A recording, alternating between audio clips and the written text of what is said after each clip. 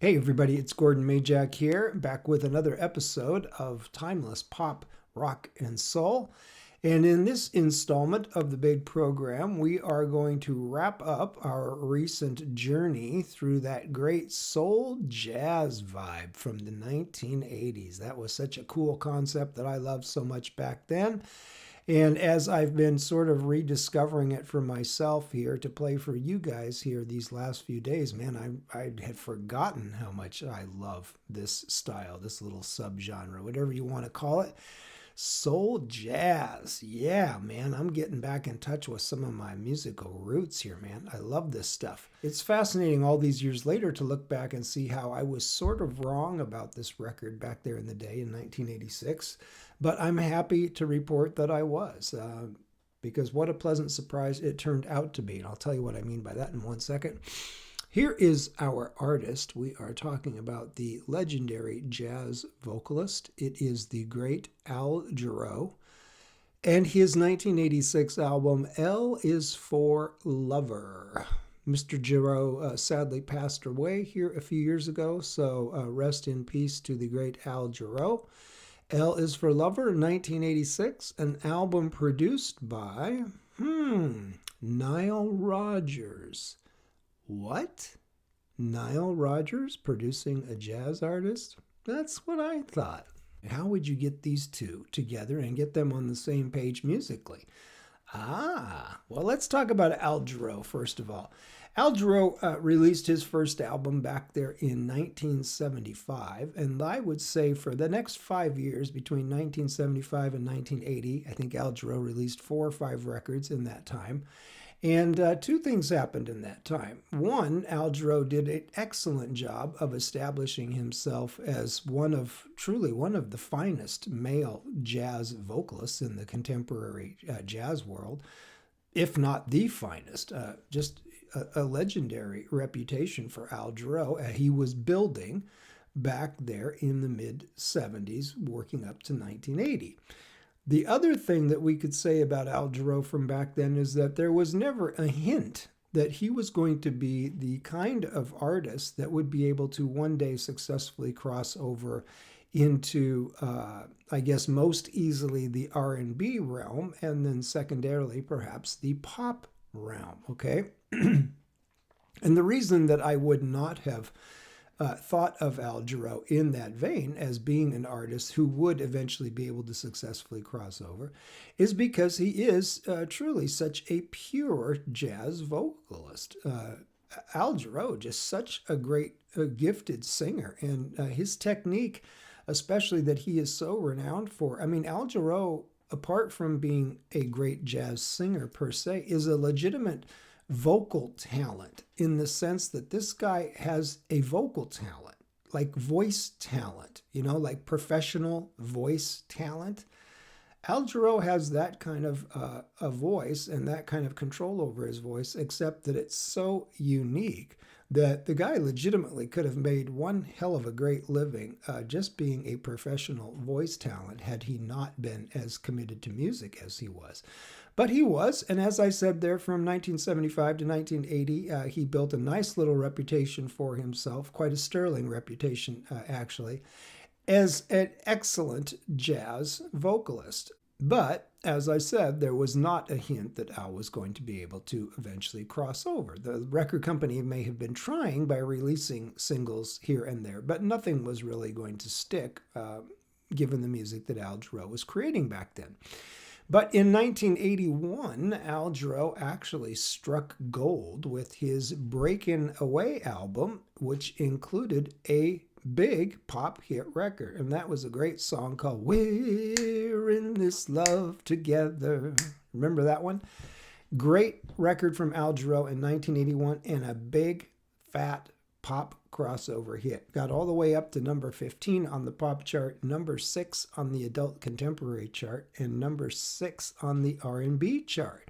That's across the board, baby. You're charting in the top 10 in the R&B, top 10 in the adult chart, and top 15 on the pop chart. That's the definition of a crossover hit. And Al Jarreau pulled that off back there in 1981. He followed that up on his next album with yet another pop crossover hit, and that was the great song Mornin', Morning, Mr. Radio, morning, little Cheerios. You remember that one? Pretty cool little tune. That was 1983. That one, not quite as big of a hit on the pop chart, got up to number 21 there for Al Jarreau, but an even bigger hit on the adult contemporary chart, number 2 there, and about the same impact on the R&B chart at number 6. So now you go from 1981, crossover hit record for Al Jarreau, follows it up in 1983 with another one. All of a sudden, he's done it back to back now, and Al Jarreau is suddenly looking like a legitimate jazz crossover into R&B and pop artist. So it looks like everything's going the right direction, right? One little problem, I think the record company got a little ahead of themselves and perhaps a little full of themselves and a little proud about the fact that they had figured out a way to have this great artist who was truly a pure jazz artist. I think they were a little smug about the way they were able to pull off this crossover hit status back to back for Al Jarreau. And I think they kind of got out a little over their skis, as the people like to say these days, because the next record, which would have been his third crossover hit, and we're up to 1984 now, they just pushed it a little too far. And now all of a sudden, basically all of the remnants of the jazz are gone, have been scrubbed off of Al Jarreau's sound. And now it's just purely this, I have to say, just adult contemporary drivel produced by David Foster. And I don't necessarily have a problem with David Foster per se. David Foster's done a lot of stuff that I actually like quite a bit. But Al Jarreau doing ballads with David Foster in 1984, not really the best that either of those artists could do under the circumstances back then. David Foster certainly had his hands on bigger and better and more important projects than Al Jarreau, and Al Jarreau certainly would have been better served by another producer. So it looked to me back then that, Al did pretty well there with those two crossover hits, and they maintained a decent amount of his jazz integrity, but then they just got a little too greedy. So now you get to 1986, and it's like, well, what are they going to do with Al Jarreau now? Nile Rodgers comes into the picture. Now, you got to remember, this is a guy that had a reputation. He was about as in demand and as distinguished of a producer as you were going to find in the pop, rock, and soul category back there in the mid-80s. Nile Rodgers was as hot as it could get. Chic stops doing business and Nile Rodgers moves on as an independent producer. He's doing Diana Ross, David Bowie, Madonna's Like a Virgin album, Duran Duran, In Excess, Sheena Easton, Jeff Beck, the great guitarist, the Thompson Twins, Mick Jagger, Grace Jones, right? Pretty eclectic list of artists there. Certainly would not appear to be much room on a list like that for an artist like Al Jarreau. And yet somebody at Warner Brothers had the bright idea to put Nile Rodgers in the studio with Al Jarreau. First of all, you get that pure jazz vocal ability of Al Jarreau. But my big question with the producer was always going to be, is Nile Rodgers really... does he really have the cred in jazz to bring out the best in a jazz singer? And Al Jarreau's not like a guy who just dabbles in jazz sing. He's a jazz singer, okay? Once I heard that record, I could not believe it. And it all clicked and it all made sense. And could Nile Rodgers create the kind of environment that Al Jarreau could succeed in? You better believe it. And boy, did I underestimate Nile Rodgers back then. And then in re-listening to this album here again today, this song in particular, and even some of the other songs on this album, L is for Lover, I was blown away at in hindsight, how this record, I never would have said this. I never would have thought that I would have said this going into this. But it holds up so well, and actually is such an inspired fit between the two of them, between Nile Rodgers and Al Jarreau, that I think in some ways, I mean, this even sort of beats what he was doing before that when he had his previous crossover success there with those other two songs. In some ways, I actually prefer this project with Nile Rodgers. But man, I never would have thought I would have said that. So let's hear what these two came up with. Let's see, how do you put these together? How do you take that incredible spontaneity and playfulness and improvisational ability that Al Jarreau has? How do you harness that just enough, but you don't push it too far? You don't harm his gift. You got to let him soar and let him do his thing. But how do you do that and also stay true to Nile Rodgers' vision as a producer and as an artist himself of keeping it funky and keeping it that nice R&B groove going and bringing in some of the inflections of the jazz? How do you do that? Well, they did it, and we're going to hear it right now. From 1986, it is Al Jarreau, produced by Nile Rodgers, against all odds. Never would have suspected. The album is L is for Lover, and this is the classic. It went on to become a classic. Not a big hit, but definitely a classic. Al Jarreau song, Tell Me What I Gotta Do.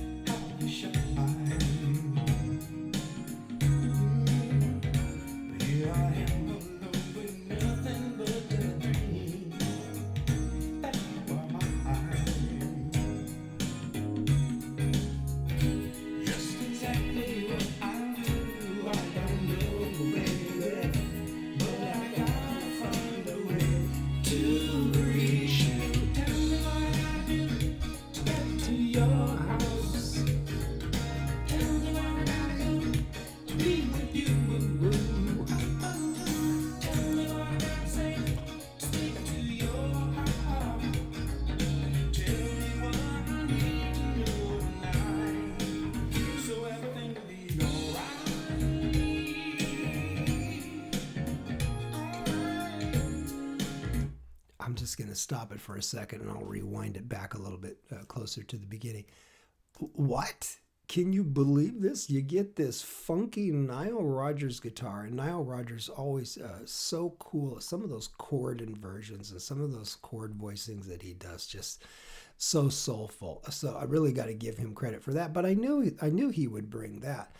But there's actually space in this arrangement, and the song starts, and Al Jarreau is scat singing in the intro to the song, and that is right in his wheelhouse. That's what Al Jarreau does. And here it is, the first song on side one of the album, and straight out of the gate, Nile Rodgers goes, we got to get Al doing some scat singing on this track. Hell yeah, brother. I mean, hell yes. Great vision, great thought. Can't believe I underestimated Nile Rodgers. Listen to the rest of this. It's just crazy. I'm going to go back here a little bit.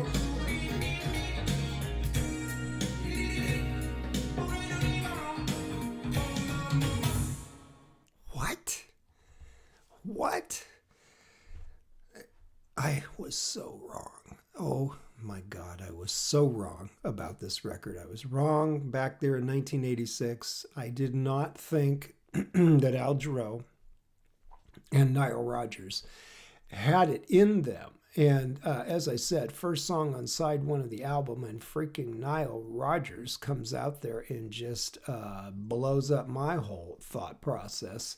I mean, he's got Al Jarreau scatting in the intro to the song before they even get to the first verse. They come to the middle, and unheard of on a Jarreau record, it's a funky ass guitar solo interspersed with the scat singing. And this is the first song on the album. And when I heard that, I just went, are you kidding me? The reason that when I heard about it, it didn't sound like a good fit was because if you go back and listen not only to Jarreau's career, but if you listen to these other albums that are signature Nile Rodgers productions, none of them sound anything like this record. This record sticks out like a sore thumb in his catalog. And I think I actually read a quote from Nile Rodgers that he said he loved this album and that he thought this was the best thing that he ever did that didn't sell, because so many of his other albums, of course, were massive sellers for some of these other big artists like Diana Ross and Sister Sledge and Bowie, etc. So even Nile Rodgers himself, man, I got to give it to the brother. I mean, he brought the goods to the studio, and I was worrying about him sort of putting shackles on Al Jarreau, and the exact opposite happened. He set Al Jarreau free with this record. Musically speaking, this was a runaway success in my book for both Nile Rodgers and especially for Al Jarreau. I think this is the best album Al Jarreau ever did. There are so many good songs on this album. L is for Lover, and we will definitely be coming back to some of them. And as you'll hear on every one of these songs that I play off this album, there will be a couple. As you'll hear, and I'll remind you when we get to them, Nile just turned Al Jarreau free and set him free to do all the great stuff that he does the best. And they may have been trying for a crossover, but they didn't get it. But what they did get, what Nile Rodgers did get from Al Jarreau is he got all of that spontaneity and all of that inspiration and all of that playfulness that I didn't think we would be hearing anytime soon on an Al Jarreau record, given the direction that his career was going there and the way the record company was mishandling, in some cases, his career. But what a job. Nile Rodgers and Al Jarreau, man, put these two together and they went to work. And just a great album and such a funky little badass groove on that song. Tell me what I gotta do. And that scatting, I mean, that stuff, that spontaneity, that spark and that playfulness, that's what had been missing from those Jarreau records. And man, Nile Rodgers knew exactly what to do. He knew exactly what to do. And isn't that just the mark of a great producer? So certainly a whole new level of respect and admiration from me for the great Nile Rodgers after I saw what he was able to do with Al Jarreau. And I will see you guys on the next time. Keep on the next time, on the next one. See you the next time. Something like that. Yeah. See you soon. Bye. Click here.